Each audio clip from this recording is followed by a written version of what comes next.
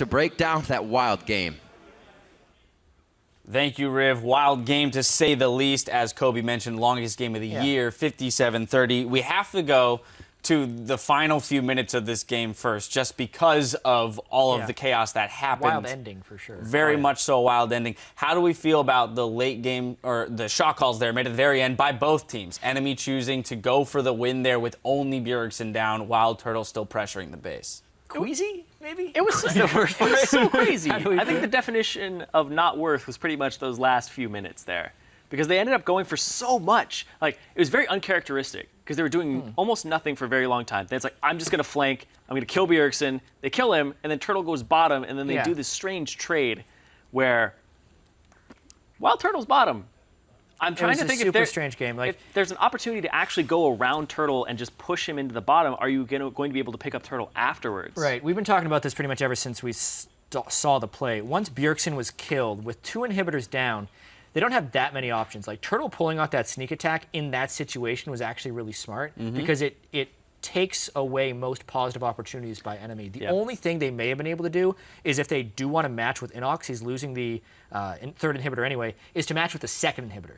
So then maybe you can play the dead inhibitors game and not get steamrolled afterwards. But trying to end without your main damage dealer, it's not going to work. Right. It's overreaching. Yeah. So a tough decision nonetheless, though, and I do feel that in a sense it showcases a bit of the young element of the team, in that this is the first split for enemy. Shot calling is a little bit more shaky, whereas TSM seemed a little bit more secure, a little bit more in their win conditions there. Yeah. You know, but now let's jump back through the rest of the 55 minutes of the game and take a look at the early game. Enemy, up to this point in the split, we have criticized for having a very weak early game. Here, they came out ahead early, and so that bodes well for them here. But unfortunately, with that loss, they're not vying for that 7th place spot anymore. Yeah, there could have been a 3-way tie for 7th. There was a possibility for it if enemy won. But to speak to the early game point, a season worth of poor early games, and they play against what has turned into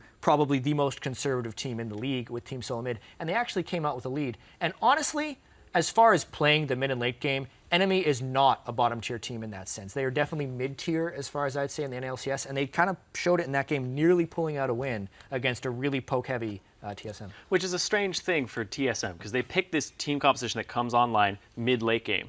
And if enemy is going to go like really bad early, great mid, but they picked early game champions that scaled a little bit better for themselves. Not better than TSM's comp, but when you match these two up, enemy ends up being even in gold. TSM, the top-tier team, or near the top of the standings, they're like, well, we're playing this thing where we're going to have actual power slides that are right next to each other, where TSM could probably just play a normal composition and be able to run all over enemy.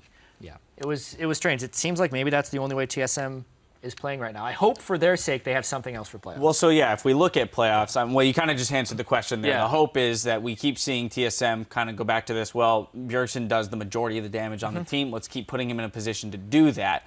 We'll see if they can come out with something new moving into playoffs. I actually do want to go into the weeds real quick, though, with you, Jap, because you mentioned something during the game about the top lane Aegis. So explain to me why you liked this pickup here on the side of TSM. Yeah, a lot of times teams are letting themselves be constrained in their jungle support picks because they need someone who can build a locket.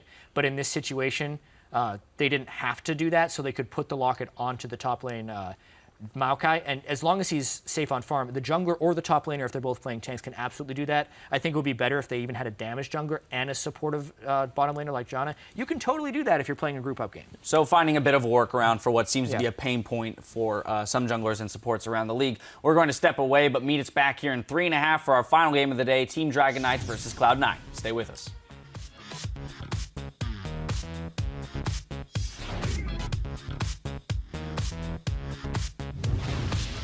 All right, boys, let's win this one because the round robin would be super hype. What a move from enemy. Can they get out of this one alive, though? A VODS is going to persistently slow the entire team. That means Otter's on the back line. Dragon, Baron. Got him. Look at him. Look at Morg.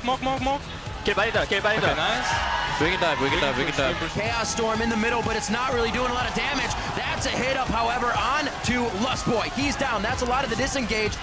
Okay, we can end off mid lane. We can end off mid lane. We have to try and end it here. We have to try and end it here. Turtle coming up big in a solo match in the area by himself. He goes down, but TSM has already won the fight in the base. Team Solo Mid finally break the base and take down enemy.